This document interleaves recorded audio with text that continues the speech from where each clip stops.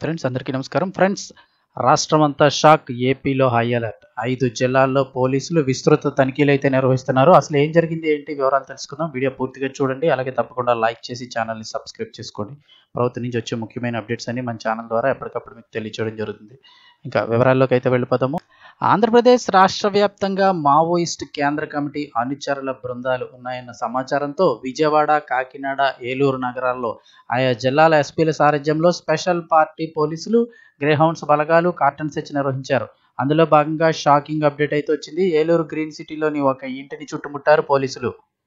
ఇక జిల్లా ఎస్పీ ప్రతాప్ శివకిషోర్ నేరుగా ఈ ఆపరేషన్లో పాల్గొన్నారు.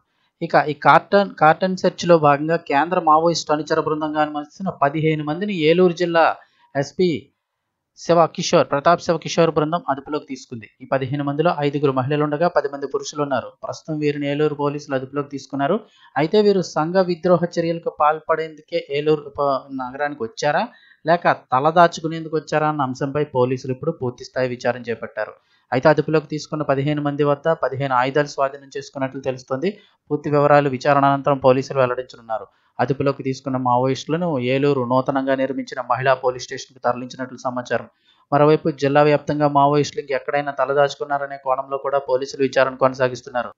ఏలూరు ఏజెన్సీ ప్రాంతంలో మావోయిస్టు సానుభూతి పరులు ఉన్నారన్న నేపథ్యంలో ఈ ప్రాంతం పైన ప్రత్యేకంగా దృష్టి అయితే పెట్టారు.